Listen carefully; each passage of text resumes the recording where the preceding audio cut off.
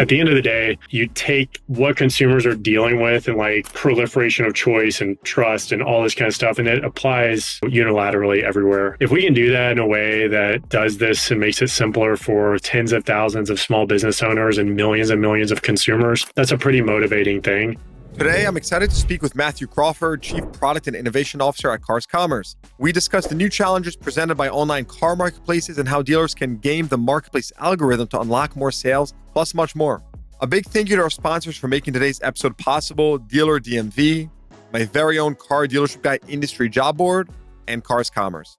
And now let's get into the show. Matthew Crawford on the CDG podcast. Matthew, welcome. Hey, thank you. Happy to be here. Thanks for having me on. Good to have you on, my friend. You are, you're the product and chief innovation officer at cars.com, but I like to say you hold the keys to the castle. Something like that. That's a little bit scary for everybody, but yeah, something like that. How many visitors does cars.com see every month? About 30 million. So quite a few. Yeah. So your actions have some pretty big impacts out there in the world. We like to think so. We'll talk all about that. We'll talk about where marketplaces are headed, how things are changing for dealerships, for shoppers. So it'll be interesting. Give us a quick overview about your background. How did you get to this position in life? I have to imagine in first grade when they asked you, what do you want to be when you grow up?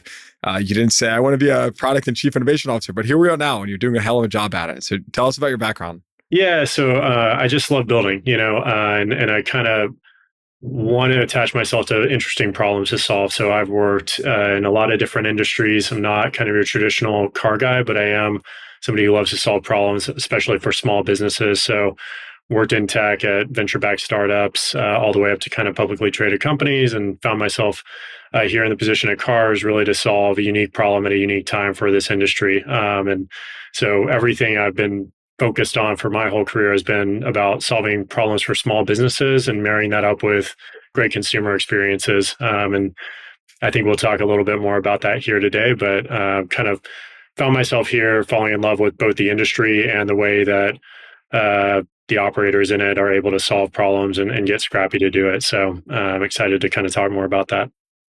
I have to imagine that every single dealer or every single person listening to this, frankly, has either used a marketplace at some point in their shopping experience, or if they're a dealer, they are customers of a marketplace, or they have been. I mean, your tentacles are far and wide.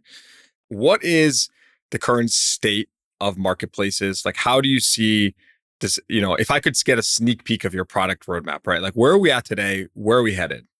Yeah. So like simplest way to think about it is, if you ever watched, kind of the show Silicon Valley, and there's the guy who's like, I put radio on the internet, right? Like all the marketplaces started kind of like, I took classified listings and I put them on the internet, right? And that's very much just a way to say like, what's out there, what's available, what's going on. And I think the arc of where we're headed is, if you look at omni-channel commerce kind of across the internet and across online to offline, it's giving consumers choice of how they want to engage. And so like that's going to change in modalities, it's going to change in capabilities, but really our job is kind of stay one step ahead of where the consumer's going and then give dealers the tools to do the same thing. So help your smallest independent dealer operate and act as sophisticated as the biggest guy out there.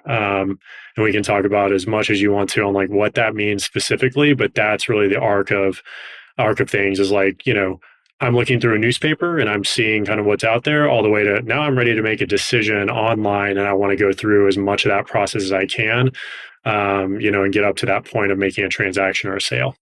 So take us one level deeper. Like what really matters nowadays when it comes to the shopping experience? And I things have obviously changed a lot. The last couple of years when there was no inventory, frankly, you had a ton of flexibility on prices and you were selling cars regardless of, how well you were presenting them. I mean, your car was being sold. Today, obviously, it's a much different landscape. In just the current consumer environment today, inventory has rebounded a ton, especially on the new side. So first things first, what really matters today from a shopper's perspective? What do they want to see on the marketplace or on the dealer's website, frankly? Yeah, a well-merchandised vehicle, right? First and foremost. And I know that sounds so simplistic, but it's like accurately represent your inventory, show your photos, make sure that people understand what they're buying, set their expectations appropriately, be price competitive. So do all those basics well. And then the second thing is people want to be treated fairly and treated well. So one of the huge things on our site is ratings and reviews. Like, are you giving somebody a good experience? Are you reaching out to them in a timely manner? When they come into your store, do you honor what you said online? Is there consistency there? And really, even though the market's kind of rebounded, consumers are extremely price sensitive right now, right? Everything's gotten more expensive, whether that's groceries, cars, financing, like whatever. People know that they're going to walk into a situation that's bordering on unaffordable. So within that, they're really looking for trust, right? Is this car going to be reliable? Can I trust you to take care of me? Can I make sure that I'm making a good decision because this is the second biggest purchase that I'm going to make? So, in my mind, it's really get those basics right, not only of just merchandising the car, but treating people well, and the rest will follow. That's easy to say, but there's a lot of sophistication in that. So one thing that I used to love doing as a dealer is looking for ways to game the algorithm on the marketplaces, right? So, and I don't mean this in like a unethical way. I mean, legitimately, there's a lot of things you can do to improve your performance and beat your competitors. And obviously, we're not talking about pricing, or like misrepresenting your vehicle. Well, you're in charge of these algorithms.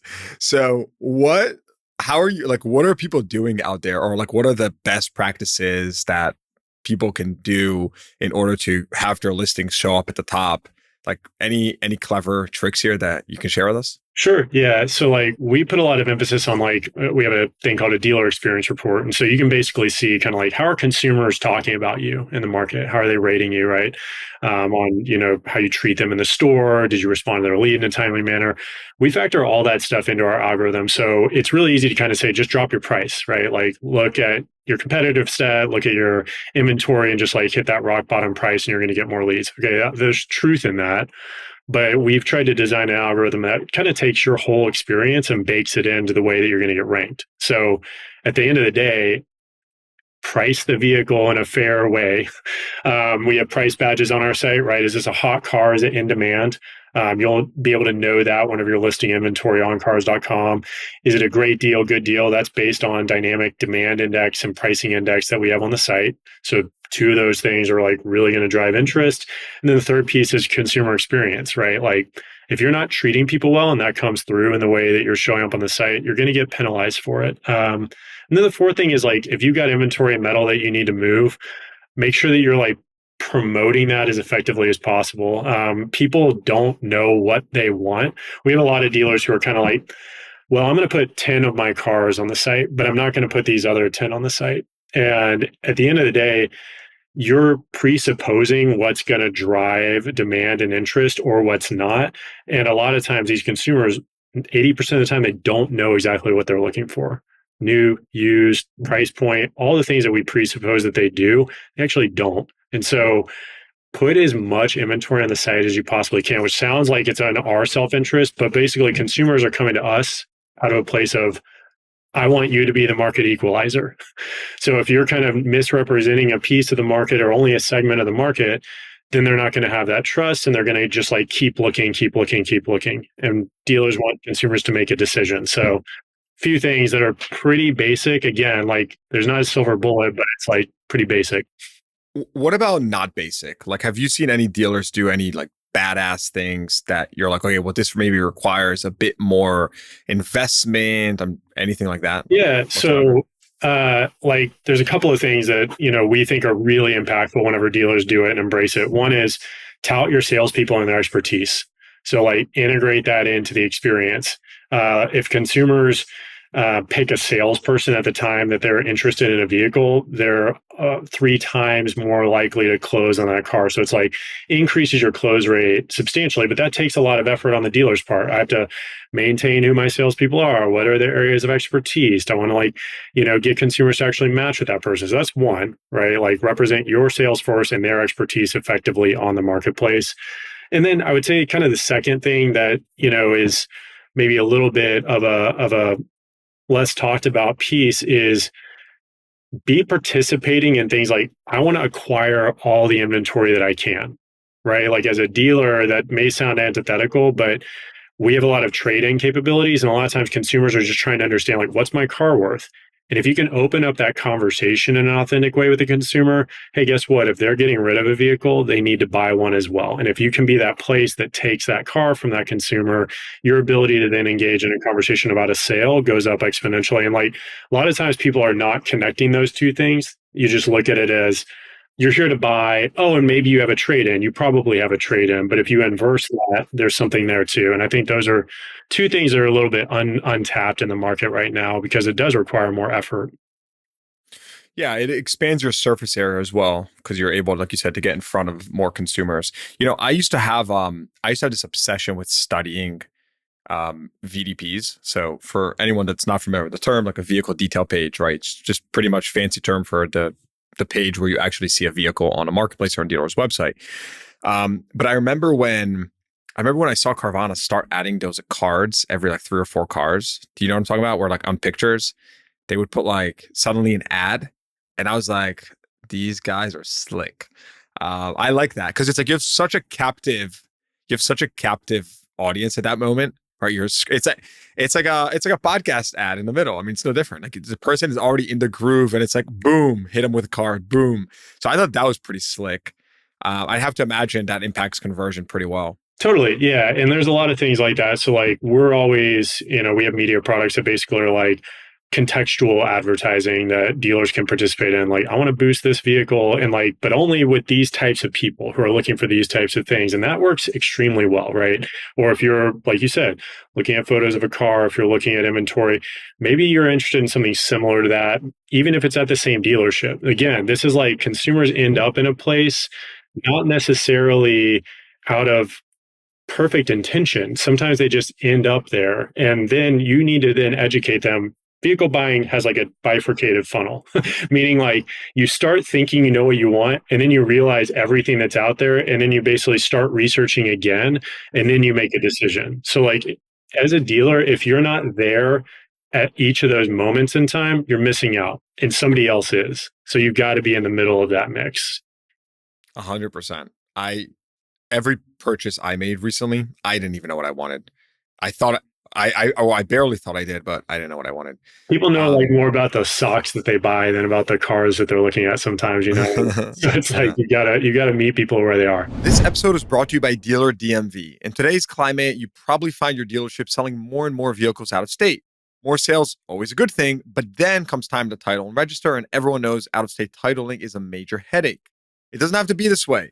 Our friends at Dealer DMV have created a program called Dealer 50, a revolutionary approach to 50-state titling. With Dealer 50, your dealership now has 24/7 portal access to calculations, pre-filled forms, checklists, inquiries, plus white glove processing and specialist support. You can even acquire duplicate titles in all 50 states directly through the Dealer 50 platform. And the best part, it's DMS integrated. Visit dealer50.com, that's DLR50.com to learn more about this game-changing solution from Dealer DMV, or click the link in the show notes below. So you mentioned making the process easier, more simple. And I told you that, if I was like a fly on the wall and I could see your product roadmap, it would be really cool to see kind of how you think about the future. But here's my big picture question. Are we going to a place, and what would be there soon, where we just spoke about knowing what we want versus not knowing, where consumers actually have an AI agent, whether it be on cars.com, whether it be on the dealer's website or both, where it simply says, hey, here's who I am, find me the car I want. And I'm not talking about,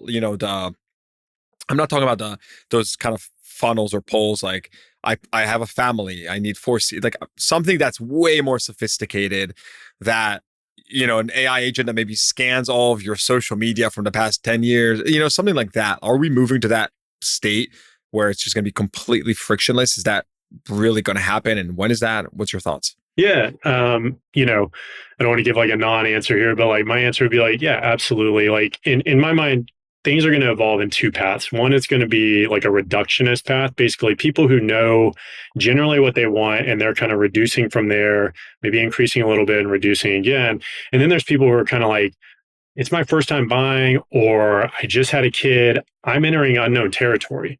Right. And that's, I think, where what you're describing will really help. And I think that it's going to be on two horizons. One is kind of like in the next 12 to 18 months and the things that are already happening, which will help people through the process, right? Like, what's a safe car, or I need to put two car seats in this, and like, helping based on cues and context clues to then narrow your assortment set down. And then I think, in the more 3 to 5 year horizon, it starts to plug in all the stuff you were talking about, right? And this gets to like consumer trust, right? Like, hey, who are you, right? Tell me more about yourself. Usually like, okay, like, I'm this guy, here's my, Instagram account, or here's my Twitter handle, whatever.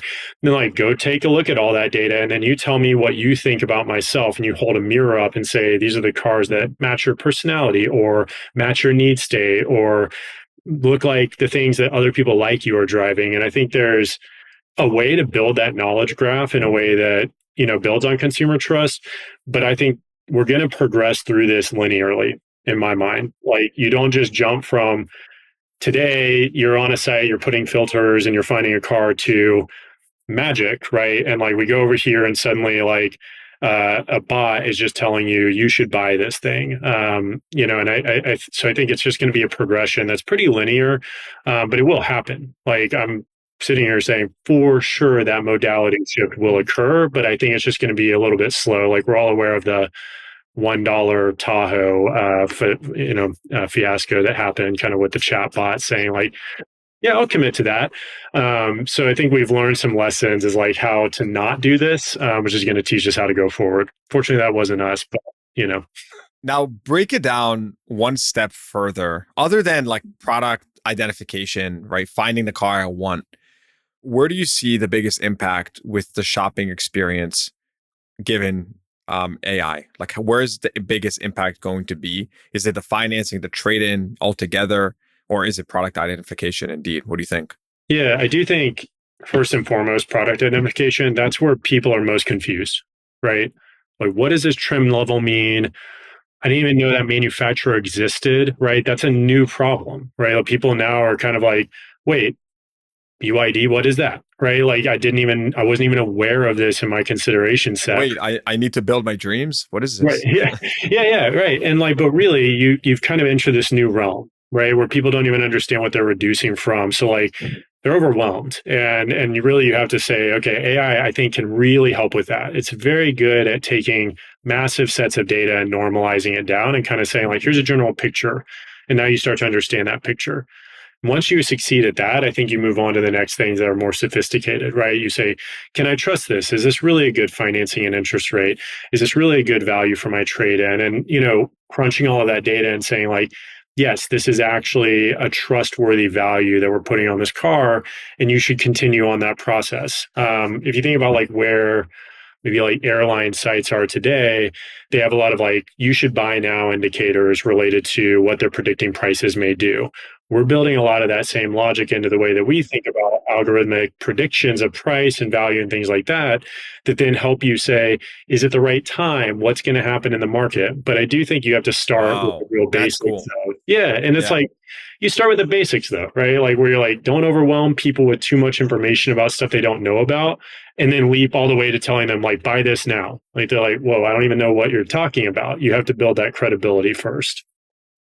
I always found those optimizations so fascinating because we used to call it at my prior company, we had quite a few engineers, and we used to call it like to expedify our pages. And so, you'd put on, hey, here's how many, the basics are like how many people are viewing this product, how many people click saved. Yeah, scarce, exactly, create scarcity. But man, airlines have just done such a freaking good job at these things. At this point, they're selling you the air you breathe, right? Like, since when do I go and book a flight? And it's like, do you want this one or by the way, you can go more basic than that. Oh, and by the way, you cannot pick your seat. And if you want to sit 5 rows, closer, you're going to have to pay extra, but the seat's the same. It's gotten so, they've optimized the space so freaking well. It's truly a masterclass in just conversion optimization. Totally. Yeah. And I think you can take it too far, right? Like, do you start charging subscriptions to unlock features on a car, and then somebody else will come along and say, well, we're going to standardize that. And consumers need to understand those things, right? Like, this is the complexity that the market's kind of layering on all of this stuff that like we're trying to peel back as a marketplace. And it's just going to get worse, right? The option set is not going to reduce suddenly. It's just going to continue to explode. And so for us, it's like simplify down those basics, right? Like demystify that stuff, make it easy for consumers to trust what they're seeing. And then all those other things start to follow, right? Like that stuff becomes a natural follow on motion if you do those basics well. How are you avoiding falling into a trap of, focusing on the wrong technology, right? Like you saw Mark Zuckerberg, one of the most impressive founders, entrepreneurs ever, invested tens of billions in the metaverse. And he sort of pivoted in the span of like 6 months or so, 12 months, whatever time you want to put on it, completely pivoted. And the metaverse is kind of, you don't really hear much about it anymore. And again, he's just one example, right? So if he can make a mistake like that, I mean, anyone can make a mistake like that. So how are you able to kind of steer the ship and focus on the things that matter? How are you really managing to that? Yeah. So a couple of things that are interesting here, and maybe for the dealer community, it's, we're running dozens or hundreds of experiments all the time. And so really it's about reducing the cost of failure and letting consumers give us the feedback on what's working and what's not, and just iterating really, really quickly. Part of that's just a constraint of we don't have tens of billions of dollars to throw at the metaverse and try to build metaverse-based showrooms or whatever random idea that we think might be kind of cool at the moment. But part of it is just rigor around let the consumer drive where you go next, and us throwing ideas out there that are a little bit ahead of where they might be at a point in time, and then learning from that really, really quickly. And if you do that enough times at a high enough velocity against a core strategy, right? Like the problems you're trying to solve, you mitigate the risk of just taking a wildly wrong direction and driving down at 100 miles an hour. So that's kind of our philosophy. And the other thing I would say is be willing to make mistakes, right? Like part of my job inherently is to try things, mess up, but learn quickly from them. And I think that we're trying to make those mistakes before our dealers do. So it's kind of like, let us do the learning for you. And then if it's on your website or on the site, know that we are in the background trying to optimize for you as best as we can every single day. So we're making your business more efficient. So it's like, let us do the learning for you a little bit is maybe the moral of that story. All right. So speaking of technology at a dealership, so I had this idea and I wanted to run it by you, right? But we had wanted to invest a lot in virtual reality on premises, or some form of being able to show a car in a very rich, technologically driven environment. By the way, some dealers have done stuff like this. But here was my idea. Tell me your thoughts. I was thinking of some company that has access to inventory. So you're a great example, right? Or it can even be the dealer, but someone would have to supply it on the back end. But basically, doing something where dealers are equipped with these like the Meta Ray-Ban glasses. So like whatever, for anyone that's not familiar, like Facebook, Meta, right? They have these Ray-Ban glasses that are, they have like cameras in them, and it's pretty slick. But just imagine like a huge friction point for consumers when they're on the lot is actually knowing what car they're looking at, having all the details and blah, blah, blah. Now imagine if, as a dealer, I stock like 20 of these and a customer comes in a lot, I hand them the glasses and they go onto the lot and it tells them the information on every single car, just like right then and there. How badass would that be? I love it. Let's do it. Let's go. All right. All right, cool. So that was my that was my little secret idea that I just it's out there now. Put out to thousands of people in the world, and hopefully someone makes it happen, because I think that's pretty badass. And I just figured, hey, it's like such a good opportunity to leverage tech to solve a problem and to do it very easily. This episode is brought to you by my very own Car Dealership Guy industry job board. CDG Jobs is revolutionizing how talent connects with top automotive companies. Here's a shocker. We're not using any fancy technology or AI. We literally built a simple HTML job board. That's it. But it works really, really well. And the best part, it's completely free for CDG listeners to post and fill positions at their firm. So I'm sure you're wondering, what sets us apart? Well, when companies hire through CDG Jobs, they're choosing from a pool of the most informed candidates in the industry. Don't wait. Whether you're hiring or seeking a new opportunity, visit cdgjobs.com today or click the link in the show notes below. That's cdgjobs.com. What do you see today as the biggest opportunities with marketplace moving forward? Like how is it going to evolve, whether it's integrating more of the purchase process to the marketplace or not? But what are the biggest opportunities right now? Yeah, well, I think you nailed the first one. It's like pull as much of the process into the marketplace as possible and create a standard experience that consumers can do, right? Like, I want consistency as a consumer. Like, I want to know kind of, I'm browsing against all of this assortment. Um, I can get financing across a spectrum of vehicles. I can have my trade in that's logged against any car that I'm looking at, know my equity, all that stuff, right? And that's a lot of work. So, like, step one is do those things, do those basics. I think the next piece is connecting that online to offline experience in a way that empowers dealers to do a better job, right? It's like, if we toss you a lead into your CRM and one of your salespeople responds to that in 2 minutes and another one takes 3 days, and you're kind of like, why does my close rate suck? It's like, well, we should actually be helping you to understand that, right? And helping you to coach up your team on the ground to do a better job, right? So it's like becoming an extension of that consumer to help dealers elevate their game. And maybe the last piece is just like, your glasses idea is kind of like on the right track, right? It's like, once I move offline and like I show up at the dealership, does my sales rep that I'm supposed to have the test drive with get a push notification that says I'm there? Do they know like my preferences? Do they know what I want to test drive? Am I like making that seamless? And am I building trust, right? Or am I just kind of like, I show up and I'm like any other person, right? And I get in line, I put my name on the page, and somebody comes and calls my name in 45 minutes, right? There's a huge difference in expectation there. And I think from a marketplace standpoint, like, we can help with each of those things. So some of them are basic, some of them get more like, yeah, maybe we should be sending the glasses to like all of our dealers and saying like, hand these out to people whenever they show up, right? So maybe there's something there. And I want to tie into one of the points you just mentioned. So one thing that I've respected a lot about your company is the way you have, you're an industry participant in car business, and you've really aligned interest between you and the dealer and the customer. I think you've done this very well in the marketplace segment. I think some other marketplaces haven't been able to do it as well for various reasons. So my question is, you mentioned like, right, bringing financing upstream into the market, into the shopping experience and stuff like that.